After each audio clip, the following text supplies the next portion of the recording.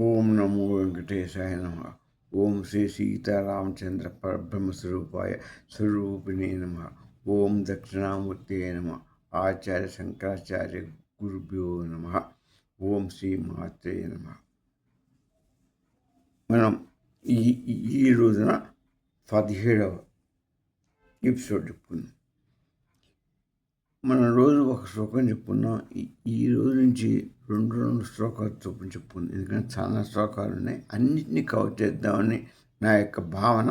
కాబట్టి 2 శ్లోకాల భావన చెప్పుకుందాం. మొట్టమొదటి శ్లోకం ఏంటంటే జాగ్రత్తగా అండి. గిరా మాహుర్దేవీం గృహిణీం ఆగమ విదో హరే పత్నీం పద్మాం హర సహచరీం అద్విత నయాం తిరీయ కాపిత్వం దురది గమనసీమ మహిమ మహామాయ విశ్వం భ్రమయసి పరబ్రహ్మ మహిషి. ఇది 17 శ్లోకం. అయితే దీన్ని ఫస్ట్ ఏం చెప్పాడు? రామదేవిం గృహిణీం ఆగమ విదో. ఆగమ శాస్త్రవేత్తలు దీన్ని ఏం చెప్పారంటే, దీన్ని పరాశక్తి ఉంది కదా, పరాశక్తి అంటేనే పరబ్రహ్మ స్వరూపిణి. ఆమె సత్ చిత్తు స్వరూపిణి. సత్తు స్వామి ప్లస్ చిత్తు పరాశక్తి స్వరూపిణి. దార్థం కలిపితే సచ్చిదానంద స్వరూపిణి పరబ్రహ్మ స్వరూపం. అక్కడ చిదాకాశంలో వారి యొక్క స్థానం. ఇది ఫండమెంటల్. అయితే ఈ పరాశక్తి 50% సగం, 50% స్వామి సగం. కాబట్టి అయ్యవారంతో అమ్మవారంతే, అమ్మవారంతో అయ్యవారు ఇద్దరు ఒకరికొకరు వదిలిపెట్టేవారు కాదు. ఇద్దరు సమాన సుఖమే. అమ్మవారు స్వామి నిత్యుడు, నిర్గుణుడు, నిశ్చలుడు అనుకున్నాం మనం. తర్వాత అమ్మవారు ఆయన చైతన్య స్వరూపం అయితే, ఆయన చైతన్య స్వరూపంలోంచి ఈమె స్వయం ప్రకాశం, చైతన్యంతో కూడుకున్న ప్రకాశ స్వరూపం అమ్మ. ఆ అమ్మ స్వయం ఆ చైతన్యము ప్రకాశంతోనే మాయా స్వరూపిణిగా మారి త్రిగుణ స్వరూపిణిగా అవతరించి ఈ జగత్తును, దీన్ని మొత్తం జీవుని సృష్టించి నడుపుతుంది. అయితే ఆగమవేత్తని అమ్మ అని పరాశక్తిని ఏమన్నా అంటే, ఆ పరాశక్తి అంటే ఇప్పుడు మనం లక్ష్మీ, సరస్వతి, పార్వతి, దుర్గా అనుకుంటాం కదా. వీళ్ళు ముగ్గురు వేరువేరుగా మనం భావిస్తాం. శంకరుని భార్య పార్వతి అని, విష్ణుమూర్తి భార్య లక్ష్మి అని, బ్రహ్మ భార్య సరస్వతి అనుకుంటాం. కానీ ముగ్గురు వేరు రూపాలు కావు. ఆ పరాశక్తి యొక్క రూపాలే మూడు రూపాలుగా ఆమె అవతరించి ఈ లక్ష్మీ, సరస్వతి, పార్వతిగా మనకు కనపడుతుంది. వారి పెంచి వారి స్థానంలో ఉండి ప్రపంచకాన్ని సృష్టి, స్థితి, లయాన్ని కావిస్తున్నది. ఆమె మన జగత్తుని సృష్టించడం అనుకున్న ఈ బ్రహ్మ దగ్గర సరస్వతిగా ఉండి సృష్టి చేయటం, ఇక్కడ లక్ష్మిగా ఉండి ఐశ్వర్యాన్ని ఇచ్చి మొత్తం ఈ జనాన్ని కాపాడటం, తర్వాత పోషకర్తగా అన్ని సమకూరుస్తుంది లక్ష్మి. తర్వాత దుర్గగా ఉండి అమ్మ ఖాళీగా మారి అక్కడ అన్నింటినీ లయం చేస్తూ ఉంటుంది. పార్వతిగా ఉండి, పార్వతి అనుకో, దుర్గా, కాళీ, ఏదైనా ఇట్లా 3 శక్తులుగా అమ్మవారే పరాశక్తి మార్చేస్తుంది. అంతేగాని వేరు రూపాలు కావు. స్వామి కూడా అంతే. లక్ష్మి మన బ్రహ్మ, విష్ణు, మహేశ్వర స్వరూపుడుగా ఆయన 3 అవతారాలు ఇస్తాడు. అమ్మ కూడా 3 రూపాలుగా ఈమె ఇచ్చింది వాళ్ళకి అనుకూలంగా. ఇట్లా సృష్టి జరుగుతూ ఉంటుంది అని అన్నీ పరబ్రహ్మ స్వరూపంలో. దీన్ని బట్టి ఏం చేస్తుంది మనకి? అన్నీ సృష్టి, స్థితి, లయం అంతా ఆ యొక్క పరబ్రహ్మ శక్తి అనే సత్య స్వరూపమే ఈ మూడింటిని నడిపిస్తుంది. సత్యస్వరూపం. అదే పరబ్రహ్మ. సత్యస్వరూపం పరబ్రహ్మ స్వరూపం అంటారు. అక్కడ ఏముంటుంది? సత్యస్వరూపం చిదాకాశాలు ఉంటారు.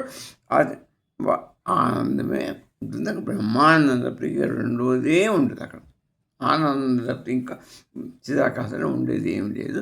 వాళ్ళు కనపడరు మనకి. ఎందుకంటే స్వామి అవికారి, నిశ్చలుడు, నిర్గుణుడు, స్ఫటిక స్వరూపుడు, సర్వాంతర్యామి ఆయన. అమ్మవారు కూడా అంతే. ఆయనకి ఏ గుణం ఉండేది. అమ్మవారికి ఆయన ద్వారా చైతన్యం ఉద్భవించి అందులో ప్రకాశంగా ఉద్భవించి అమ్మవారు ఒకటే గుణం, చిదాకాశం. అమ్మవారు చిత్స్వరూపం. అంటే అమ్మ కూడా ఏమీ లేదు. ఆయన ఆకాశం అయితే వాయువు అనుకోండి, ఆయనకి ఏ గుణం ఉండేది కాబట్టి అమ్మవారి ఆకాశం అనుకోండి. కాబట్టి ఆ ఒక్క గుణం మనకు ఆకాశం కనపడదు, వాయువు కనపడదు, ఇద్దరు సత్యత్వం ఇద్దరు కనపడదు. స్పందన ఉంది కాబట్టి ఆమెకి వాయు తత్వం కూడా ఉన్నట్టే. అందుకనే హాయిగా అనిపిస్తుంది మనకు ఆ చిదాకాశంలో ఆనందం కలుగుతుంది. ఒక ఓంకార ధ్వని వస్తుంది. ఆ ఓంకారం నుంచి సచిత్తుడు ఉత్తమ శబ్దం. సత్తులో నుంచి వచ్చింది ఓంకారం, చిత్తులో నుంచి వచ్చింది ఇద్దరు నిరాకారదే. వాయువు వాయువు అక్కడ ఉండే ఓంకారమే ధ్వనిస్తుంటుంది. అక్కడ అది నిర్గుణం. అక్కడ ఉండు హైవికారది కాబట్టి అక్కడ ఏం కనపడదు, అజ్ఞానమై ఉంటుంది, పరమశాంతం ఉంటుంది. ఇది మనం ఇది ఫండమెంటల్. ఎందుకు కనపడాలంటే అదే కారణం. వాడి గుణాలు లేవుగా, కనపడే గుణాలు లేవు. మూడో రూపం అగ్ని రూపం మనం చూస్తే కదా లేదు. అందుకనే వాడు కనపడరు, వాడు అక్కడ ఇంకో శ్లోకం. అందుకని ఈ అమ్మవారు సరస్వతి జ్ఞానశక్తి, లక్ష్మీ అమ్మవారు ఐశ్వర్యశక్తి, ఇచ్ఛాశక్తి ఆమె. తర్వాత పార్వతి క్రియాశక్తి. ఇచ్ఛాశక్తి, జ్ఞానశక్తి, క్రియాశక్తి మూడవ తరాల అమ్మే ఎత్తి 3 శక్తులుగా పరాశక్తి ఉండి, పరాశక్తి 3 శక్తులు ఇచ్ఛాశక్తి, జ్ఞానశక్తి, క్రియాశక్తి మారి సృష్టిని మొత్తాన్ని నడిపిస్తుంది. ఇది ఈ శ్లోక భావన. 18వ శ్లోకం ఇంకో శ్లోకంలో జపో జల్ప శిల్పం సకలమపి ముద్రా విరచన గతి ప్రాదక్షిణ్య క్రమణ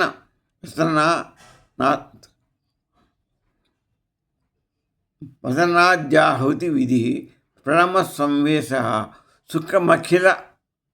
సుఖమఖిలం ఆత్మార్పణ దృశ పర్యాయస్తవ భవతు యన్మే విరసితం. ఇది ఇంకో శ్లోకం, 18వ శ్లోకం. ఇదేంటి అంటే ఇందాకైతే అమ్మ శక్తి రూపం 3 శక్తులు అనుకున్నాం. 3 శక్తులు అమ్మ యొక్క పరాశక్తి రూపం, ఇచ్చే జ్ఞాన క్రియాశక్తులుగా ఆవరించి నడిపిస్తుంది అనుకున్నాం. అది జ్ఞాన యోగం. ఇక్కడ ఏముంటుంది ఈ శ్లోకం అంటే అమ్మ మనం ఏమైనా పాటిస్తున్న కర్మయోగం. ఇది కర్మ మనం రోజు కర్మ చేస్తున్నాం. ఆ కర్మ ఎటువంటి అమ్మని మనం స్తోత్రం చేస్తున్నాం. అమ్మ నేను మాట్లాడే ప్రతి మాట నీ యొక్క జపమే. ప్రతి మాట నీ జపమే. నేను పలికే రోజు ఏ మాట పలికినా అది నీకు జపం కిందనే తీసుకో. నీ జపమే కావాలి. నేను పలికినదల్లా నీ జపం. నేను చేసే ప్రతి కర్మ, ప్రతి పని కూడా నీ ఆరాధనే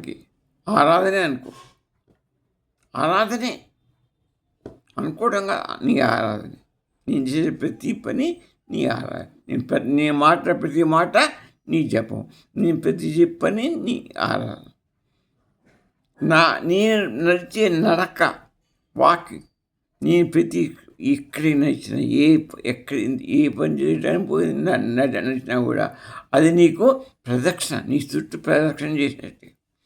నీది ప్రపంచం, ఈ ప్రపంచం నడుస్తున్నా అంటే నీ చుట్టూనే తిరుగుతున్నాను నేను. నిన్నే ప్రదక్షిణగా భావించు. నేను భోజనం చేస్తున్నా హాయిగా, ఆ భోజనం నువ్వు నీకు ఇచ్చేటువంటి హోమం చేసే హోమం అనుకో.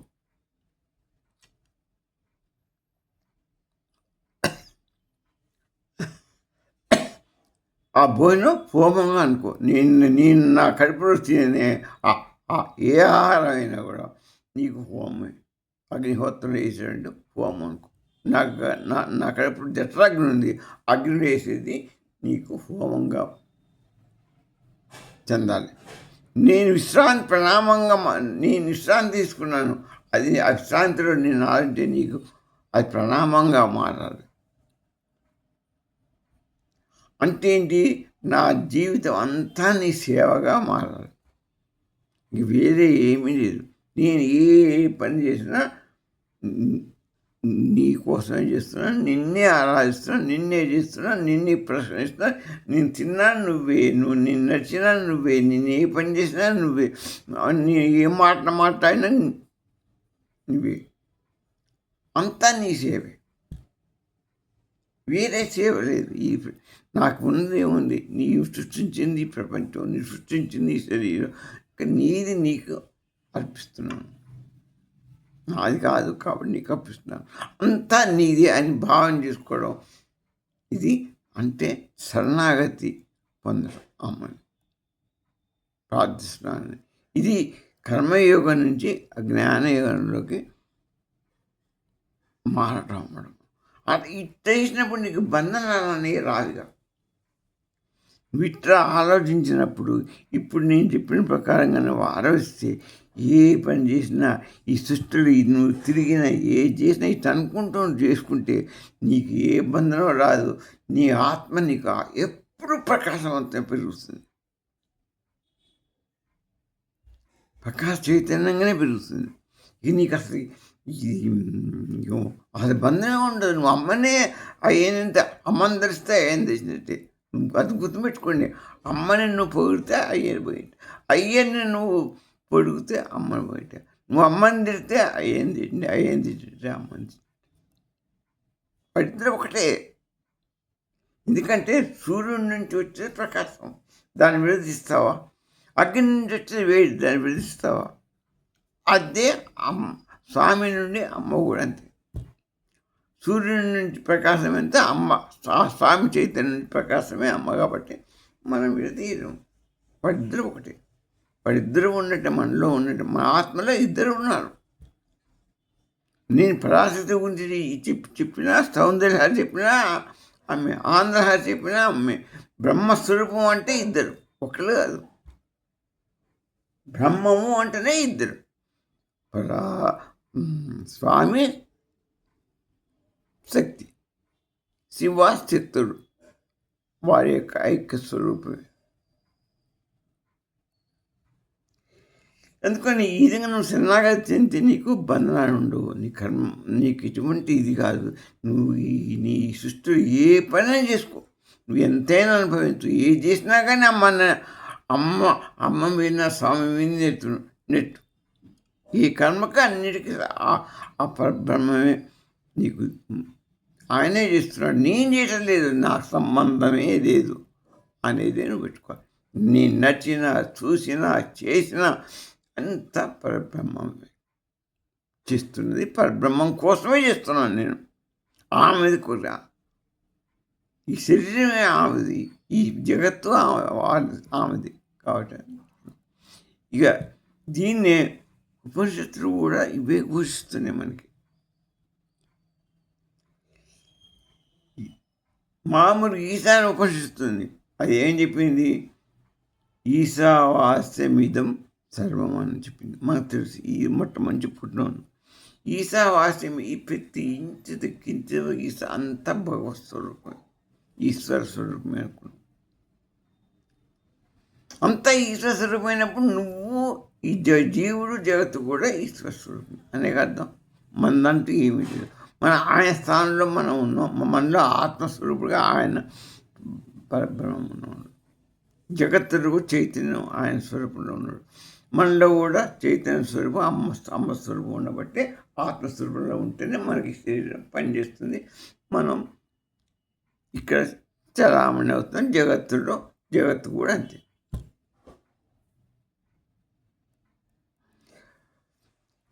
కాబట్టి అంత అమ్మది కాబట్టి మన అమ్మకే చెప్పుకుంటున్నాం అంతే.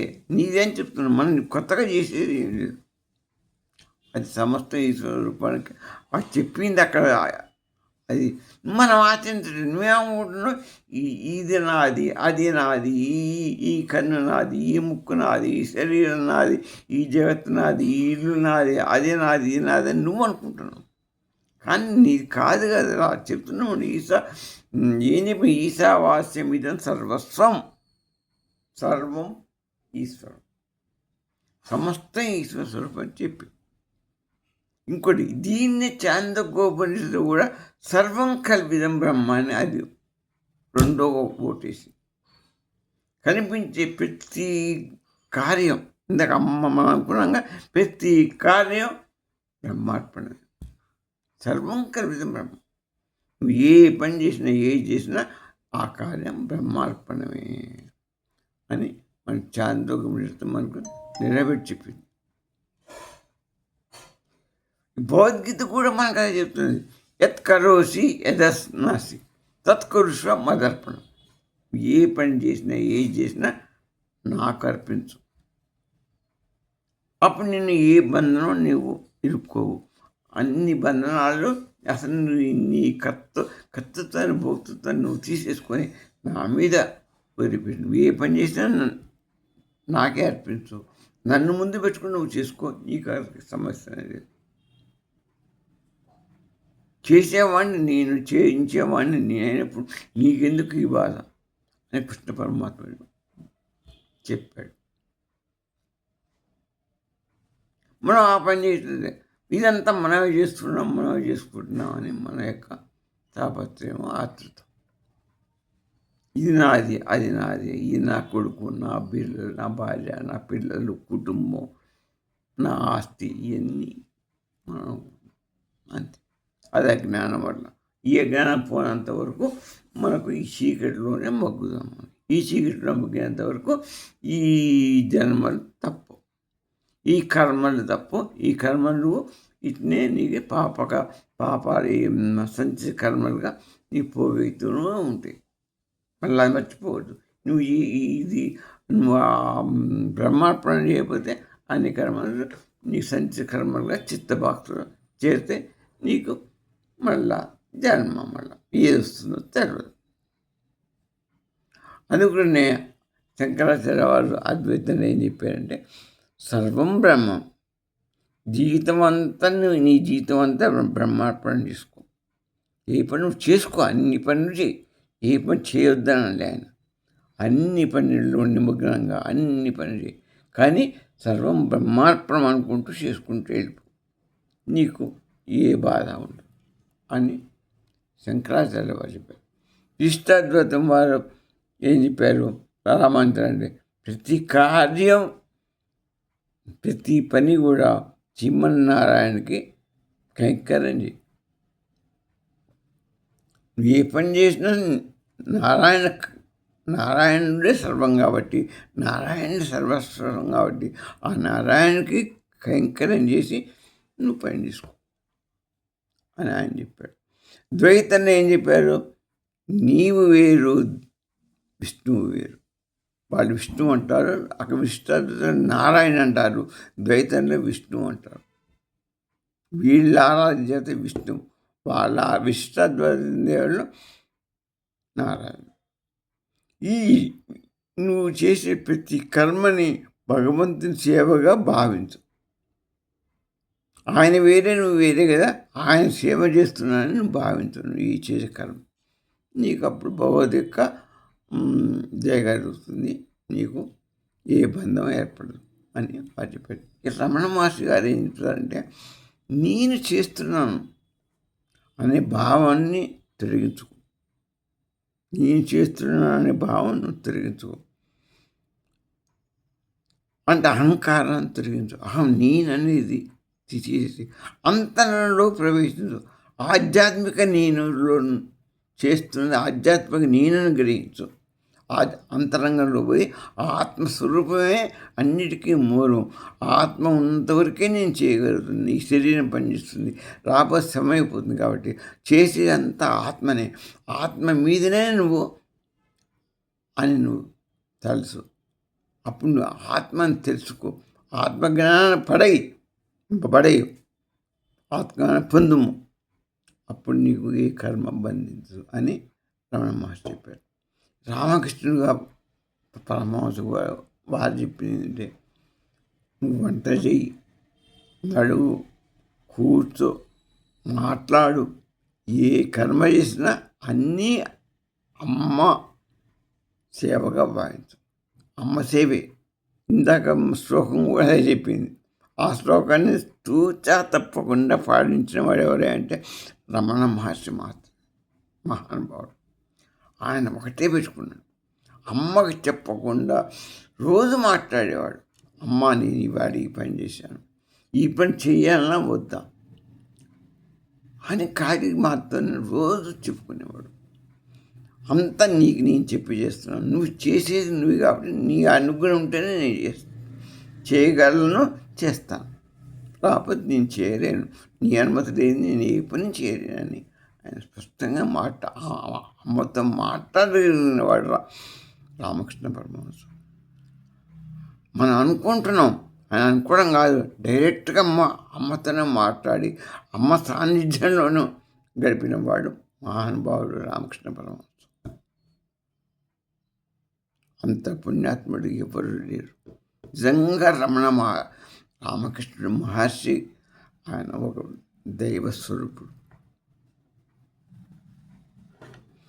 ఈ స్వామి వివేకానంద గారు ఆయన శిష్యుడు చెప్పారంటే, అందుకని నువ్వు ఏ పని చేసినా స్వామి యొక్క ఈ కార్యమేగా, వర్క్ ఈజ్ వర్షిప్ అన్నాడు. నువ్వు ఏ పని చేసినా కూడా వర్షిప్ అంటే దైవ కార్యమే అర్థం. ఒక వాక్యానికి మూలసారం అన్నిటికీ ఈ వాక్యాన్ని వర్క్ ఈజ్ వర్షిప్ అనే దానికి ఈ 18 శ్లోకం ఆధారం. దాన్ని బేస్ చేసుకొని ఆయన వర్క్ ఈజ్ వర్షిప్ అని చెప్పాడు. మనం విన్నాం వర్క్ ఈజ్ వర్షిప్ అని, అది ఎక్కడి నుంచి వచ్చిందో మనకు తెలియదు. ఈ సౌందర్యాలు 18 శ్లోక భావమే వర్క్ ఈజ్ వర్షిప్.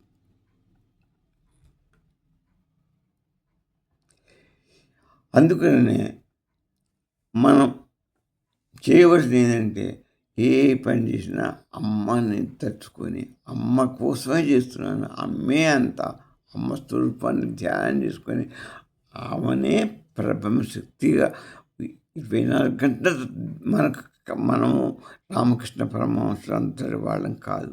మనకు డైరెక్ట్గా అమ్మ మాట్లాడదు, మనం మాట్లాడలేము, మనకు ఆసక్తి లేదు.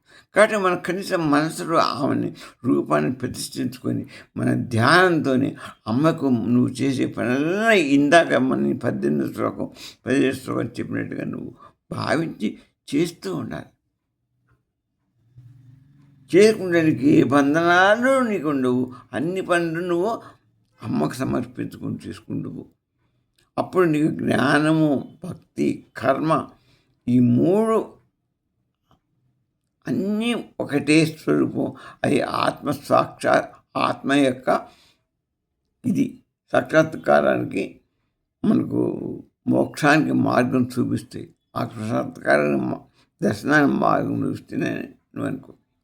ఈ జ్ఞానం, ఈ భక్తి, ఈ కర్మ నీ ఇప్పుడు ఈ 2 శ్లోకాల భావంతో నువ్వు చేస్తే నీకు ఆత్మజ్ఞానం లభిస్తుంది, మోక్ష మార్గం లభిస్తుంది. స్వస్తి.